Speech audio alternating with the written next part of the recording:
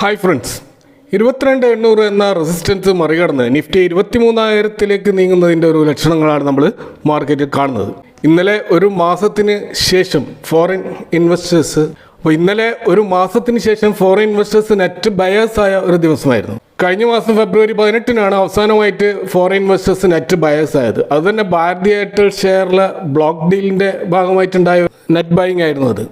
അത് മാറ്റി നിർത്തി കഴിഞ്ഞാൽ ജനുവരി 2 ആണ് പിന്നീട് അവർ നെറ്റ് ബയേഴ്സ് ആയത്. അപ്പോൾ അവിടെ ഈ 2025 വർഷം പിറന്നതിന് ശേഷം ഫോറിൻ ഇൻവെസ്റ്റേഴ്സിൻ്റെ കാര്യമായ ഒരു നെറ്റ് ബൈയിങ് കണ്ടത് ഇന്നലെയാണ്. അപ്പോൾ അതൊരു ട്രിഗർ പോയിന്റ് ആയിട്ട് നമ്മുടെ മാർക്കറ്റിൽ വന്നിട്ടുണ്ട് എന്ന് നമുക്ക് മനസ്സിലാക്കാൻ പറ്റും. എന്നാൽ ഇന്ന് അവർ വീണ്ടും നെറ്റ് സെല്ലേഴ്സ് ആയിട്ട് നമുക്ക് കാണുന്നുണ്ട്. പക്ഷേ അവിടെ ഡൊമസ്റ്റിക് ഇൻവെസ്റ്റേഴ്സിൻ്റെ ബൈയിങ് ശ്രദ്ധിച്ചാൽ അത് FII സെല്ലിങ്ങിൻ്റെ നേരെ ഡബിൾ ആണെന്ന് കാണാം. ഡൊമസ്റ്റിക് ഇൻവെസ്റ്റേഴ്സ് ശക്തമായ ബൈയിങ് മോഡിലേക്ക് വന്നതിൻ്റെ കാരണം അവർക്ക് തീർച്ചയായിട്ടും ഇന്ത്യൻ മാർക്കറ്റ് കാണിക്കുന്ന ചില അഡ്വാൻറ്റേജസ് കൊണ്ട് തന്നെയാണ്. കൂടാതെ നമ്മൾ നിഫ്റ്റിയുടെ ചാർട്ട് നോക്കിക്കഴിഞ്ഞാൽ നിഫ്റ്റി ഏകദേശം 1000 പോയിന്റിൻ്റെ ഒരു റിക്കവറി എടുത്തായിട്ട് കാണാം. കാരണം അതിൻ്റെ റീസെൻ്റ് ആയിട്ടുള്ള ലോ മാർച്ച് 4 2025 അന്ന് 21,964 എന്ന ലോയിലേക്ക് നിഫ്റ്റി പോയിരുന്നു. 21,000-ലേക്ക് നീങ്ങുമോ എന്ന ഭയം സൃഷ്ടിച്ച ഒരു ദിവസമായിരുന്നു അത്. അപ്പോൾ അവിടെ നിന്നാണ് ഇപ്പോൾ 1000 പോയിന്റിൻ്റെ ഒരു റിക്കവറി നമ്മൾ മാർക്കറ്റിൽ കാണുന്നത്. ഇതൊരു ചെറിയ കാര്യമല്ല.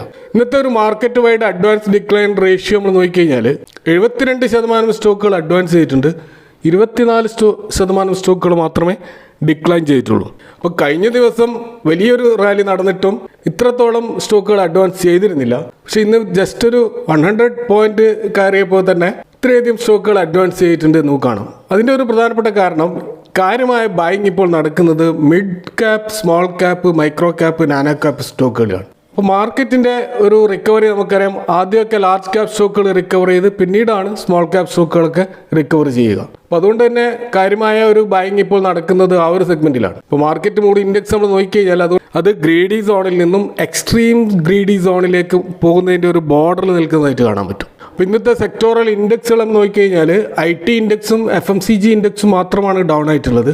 അതിൽ തന്നെ IT ഇൻഡെക്സ് ആണ് ഏറ്റവും കാര്യമായിട്ട് ഡൗൺ ആയിട്ടുള്ളത്. 1% ഒരു ഡൗൺ അതിൽ കാണാൻ പറ്റും. അപ്പോൾ അതിന് പ്രധാനപ്പെട്ട കാരണം US ഫെഡറൽ റിസർവിൻ്റെ ആ ഒരു മീറ്റിങ്ങിൻ്റെ ഔട്ട്കം വരാൻ പോകുന്നത് ഇന്ന് രാത്രിയാണ്.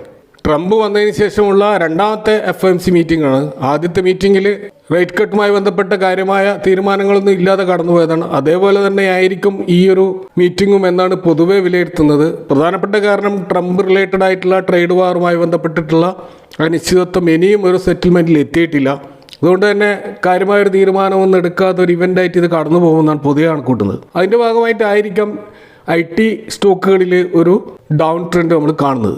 കാരണം റേറ്റ് കട്ട് വന്നാൽ മാത്രമേ IT സ്റ്റോക്കുകളിലൊരു ബൂം നമുക്ക് പ്രതീക്ഷിക്കാൻ കഴിയുള്ളൂ. ഇനി നമ്മൾ ഇന്ത്യൻ മാർക്കറ്റിലേക്ക് വന്ന ഡിഫൻസ് സ്റ്റോക്കുകളുടെ ഒരു ലിസ്റ്റ് എടുത്താൽ ഓൾമോസ്റ്റ് എല്ലാ ഡിഫൻസ് സ്റ്റോക്കുകളും ഇന്ന് 1% മുതൽ മാക്സിമം 20% വരെ മുന്നോട്ട് പോയതായിട്ട് കാണാം. അപ്പോൾ ഈ ഡിഫൻസ് സ്റ്റോക്കുകളുടെ ഈ റാലിക്ക് കാരണമായി കാണുന്നത് വിദേശത്ത് നിന്ന്, പ്രത്യേകിച്ച് യൂറോപ്യൻ കമ്മ്യൂണിറ്റി കൺട്രികളിൽ നിന്ന് വന്ന റിപ്പോർട്ടാണ്. ജർമ്മൻ ഗവൺമെൻറ് ചൊവ്വാഴ്ച ഡിഫൻസ് ഇൻഫ്രാസ്ട്രക്ചർ ഡെവലപ്മെൻറ്റിന് വേണ്ടിയിട്ട് ബില്യൺസ് ഓഫ് യൂറോ അതിൻ്റെ ഒരു വലിയൊരു പാക്കേജാണ് പ്രഖ്യാപിച്ചിരിക്കുന്നത്. അപ്പോൾ ഡിഫൻസ് സ്പെൻഡിങ്ങിന് വേണ്ടിയിട്ട് കടമെടുക്കുന്നതിനുള്ള റെസ്ട്രിക്ഷൻസ് എടുത്തു കളഞ്ഞുകൊണ്ട് ഇപ്പോൾ ജർമ്മൻ GDPയുടെ ഒരു 1% ഈ രീതിയിൽ കടമെടുക്കുന്നതിനുള്ള പുതിയ നിയമനിർമ്മാണമൊക്കെ നടത്തിക്കൊണ്ടാണ് അവർ ഡിഫൻസ് കൂടുതൽ ശക്തമാക്കാൻ തീരുമാനിച്ചിരിക്കുന്നത്. ഇപ്പോൾ വർദ്ധിച്ചു വരുന്ന രാജ്യരക്ഷാ ഭീഷണിയാണ് ഇത്തരം ഒരു തീരുമാനത്തിലേക്ക് അവരെ പ്രേരിപ്പിച്ചിട്ടുള്ളത്. ഇപ്പോൾ UK-യും നോർവേയും പോലുള്ള നോൺ യൂറോപ്യൻ യൂണിയൻ രാജ്യങ്ങളെ ഉൾപ്പെടുത്തി വിശാലമായിട്ടുള്ളൊരു pan European defence framework build ചെയ്യാനാണ് യൂറോപ്യൻ യൂണിയൻ ശ്രമിക്കുന്നത്. കാരണം റഷ്യൻ-ഉക്രൈൻ വാറിന് ശേഷം വളർന്നു വരുന്ന ആ ഒരു ജിയോഗ്രഫിക്കൽ ത്രെട്ട്, അതുപോലെ തന്നെ US-ന്റെ ഒരു ന്യൂട്രൽ സ്റ്റാൻഡ്, ഇതൊക്കെ സ്വാഭാവികമായിട്ട് യൂറോപ്യൻ യൂണിയൻ കൺട്രികളെ കുറച്ച് ഇൻസെക്യൂരിറ്റിയിലേക്ക് കൊണ്ടുപോയിട്ടുണ്ട്. അപ്പോൾ അതുകൊണ്ടാണ് ഇപ്പോൾ ഒരു ഡിഫൻസ് സ്പെൻഡിങ് വർദ്ധിപ്പിക്കുവാൻ അവർ ഒന്നിച്ച് തീരുമാനം എടുക്കുന്നത്.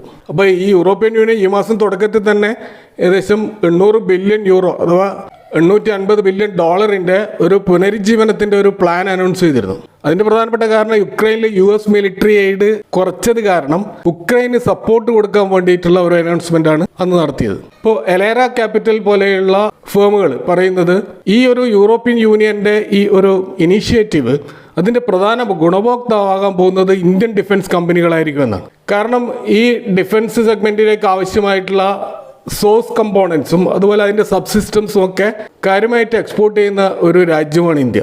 ഇപ്പോൾ ഇന്ത്യ നിലവിൽ US-ലും ഫ്രാൻസിലും അർമേനിയയിലുമൊക്കെയാണ് ഈ കമ്പോണൻസ് എക്സ്പോർട്ട് ചെയ്യുന്നത്. അപ്പോൾ യൂറോപ്യൻ യൂണിയൻ്റെ എല്ലാ രാജ്യങ്ങളിലേക്കും ഇതിൻ്റെ എക്സ്പോർട്ട് വർദ്ധിക്കുമെന്നാണ് അവർ പറയുന്നത്.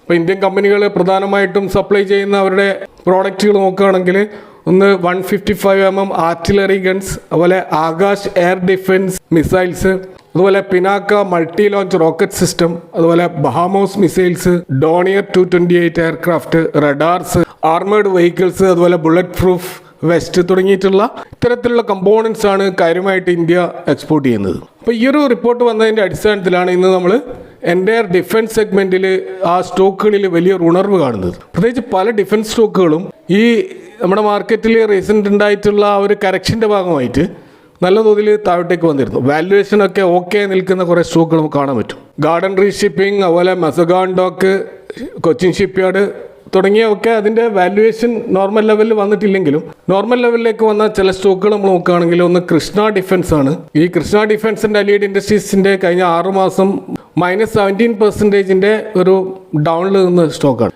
അത് ഇന്നൊരു 10% ഒരു അപ്സൈഡ് മൂവ് കാണിച്ചതായിട്ട് കാണാം. 1130 എന്ന ഹൈ പ്രൈസിൽ നിന്ന് 46% താഴോട്ടേക്ക് വന്ന ഒരു സ്റ്റോക്കാണിത്. ഇതിൻ്റെ മീഡിയൻ PEയേക്കാൾ താഴെയാണ് ഇപ്പോൾ ഇതിൻ്റെ സ്റ്റോക്കിൻ്റെ PE നമ്മൾ കാണുന്നത്. മറ്റൊരു സ്റ്റോക്ക് BEML ആണ്. ഇത് കഴിഞ്ഞ 6 മാസം -26% ഡൗൺ ആയ സ്റ്റോക്കാണ്. ഇന്ന് അത് ഒരു ഏകദേശം 7% ഒരു അപ്സൈഡ് മൂവ് കാണിച്ചിട്ടുണ്ട്. ഇതിൻ്റെ 5489 എന്ന ഹൈയിൽ നിന്നും 50% താഴോട്ടേക്ക് വന്ന സ്റ്റോക്കാണിത്. ഇതിൻ്റെ PE ഇപ്പോൾ 43.6 ആ മീഡിയം PEയേക്കാളും കുറവാണ് ഇപ്പോൾ ഇതിൻ്റെ PE. അതുപോലെ Paras defence and space technologies എന്ന് പറയുന്ന സ്റ്റോക്കിൽ -15% ഡൗൺ ആയിട്ടാണ് കാണുന്നത്. അപ്പോൾ ഇന്ന് ഈ സ്റ്റോക്ക് 5.47% അപ്സൈഡ് പോയതായിട്ട് കാണാം. 1593 എന്ന ഹൈയിൽ നിന്നും 40% കറക്റ്റ് ചെയ്ത ഒരു സ്റ്റോക്കാണിത്. ഇതിൻ്റെ PEയും അതിൻ്റെ മീഡിയം PEയേക്കാൾ താഴെയാണ് ഇപ്പോൾ നമുക്ക് കാണാൻ കഴിയുക. ഇനി നൈബ് ലിമിറ്റഡ് എന്ന് പറയുന്ന ഡിഫൻസ് സ്റ്റോക്കിൽ -59% വലിയൊരു ഫോളാണ് കഴിഞ്ഞ 6 മാസം ഈ സ്റ്റോക്കിലുണ്ടായിരുന്നു. എന്നാൽ ഇന്ന് ആ സ്റ്റോക്കിൽ ഒരു 5% അപ്സൈഡ് മൂവ് കാണാം. ഇതിൻ്റെ ഹൈ 2245 വരെ പോയതാണ്. അവിടെ നിന്നാണ് 64% ഒരു ഡൗണിലേക്ക് ഈ സ്റ്റോക്ക് പോയിട്ടുള്ളത്. ഇതിൻ്റെ PEയും അതിൻ്റെ മീഡിയം PE ആയിട്ടുള്ള 138 നിന്നും താഴോട്ട് വന്ന് ഇപ്പോൾ 39 എന്നുള്ള വളരെ ചെറിയ PEയിലേക്ക് ഇത് വന്നതായിട്ട് കാണാം. ഇനി മറ്റൊരു സ്റ്റോക്ക് ആസ്ട്ര മൈക്രോവേവ് പ്രൊഡക്ട്സ് ആണ്. ഇതിൻ്റെ റിട്ടേൺ -27% ആയിരുന്നു കഴിഞ്ഞ 6 മാസം.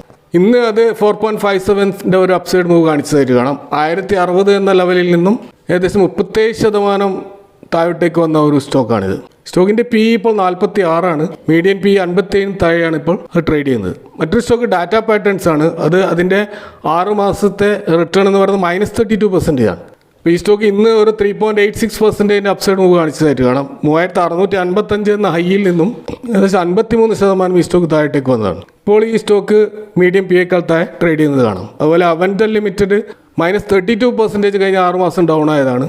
ഇന്നത് 2.57% അപ്സൈഡ് പോയതായിട്ട് കാണാം. 224 എന്ന ഹൈയിൽ നിന്നും ഏകദേശം 48% ഈ സ്റ്റോക്ക് താഴോട്ടേക്ക് വന്നിട്ടുണ്ട്. ഇതിൻ്റെ PEയും മീഡിയം PEയേക്കാൾ താഴെയാണ് ഇപ്പോൾ കാണുക. അതുപോലെ സെൻ ടെക്നോളജീസ് നോക്കുകയാണെങ്കിൽ ഇന്നത് 1.28% ചെറിയൊരു ജമ്പ് കാണിച്ചതായിട്ട് കാണാം. കഴിഞ്ഞ 6 മാസം -25% താഴോട്ടേക്ക് വന്ന സ്റ്റോക്കാണിത്. 2628 എന്ന ഹൈയിൽ നിന്നും ഏകദേശം 51% ഈ സ്റ്റോക്ക് താഴോട്ടേക്ക് വന്നിട്ടുണ്ട്. ഇതിൻ്റെ PE ഇപ്പോൾ മീഡിയം PEയേക്കാൾ താഴെ കാണാൻ പറ്റും. അതുപോലെ യൂണിമെക് എയറോസ്പേസ് ആൻഡ് മാനുഫാക്ചറിംഗ് ലിമിറ്റഡ് എന്ന് പറയുന്ന അടുത്ത കാലത്ത് ലിസ്റ്റ് ചെയ്ത ഈ ഒരു സ്റ്റോക്ക് ഇന്നതൊരു 1.18% അപ്സൈഡ് പോയതായിട്ട് കാണാം. 1524 എന്ന ഹൈയിൽ പോയ സ്റ്റോക്ക് 38% താഴോട്ടേക്ക് വന്ന സ്റ്റോക്കാണിത്. ഇതിൻ്റെ PE ഇപ്പോൾ മീഡിയം PEയേക്കാൾ താഴെ വന്നതായിട്ട് നമുക്ക് കാണാൻ പറ്റും. അപ്പോൾ ഇവിടെ പരാമർശിച്ച സ്റ്റോക്കുകൾ അതിൻ്റെ മീഡിയം PEയേക്കാൾ താഴെ വന്ന സ്റ്റോക്കുകൾ എന്ന രീതിയിൽ മാത്രമാണ് ഇവിടെ നോട്ട് ചെയ്തത്. അതിനർത്ഥം ഈ സ്റ്റോക്ക് ഫണ്ടമെൻ്റലി സ്ട്രോങ് ആണെന്നോ അല്ലെങ്കിൽ ഇതിനെ ഡീറ്റെയിൽഡ് ആയിട്ട് പഠിച്ചതിന് ശേഷമല്ല ഈ സ്റ്റോക്കിനെ കുറിച്ച് പറഞ്ഞിട്ടുള്ളത്. ഇതിൽ നിങ്ങളുടെ ഫേവറേറ്റ് സ്റ്റോക്കുകൾ ഉണ്ടെങ്കിൽ അതിൻ്റെ കൂടുതൽ ഡീറ്റെയിൽ സ്റ്റഡി ആവശ്യമുണ്ടെങ്കിൽ നിങ്ങൾ കമൻറ്റ് ചെയ്യുക. Thank you for watching. See you next time with another video.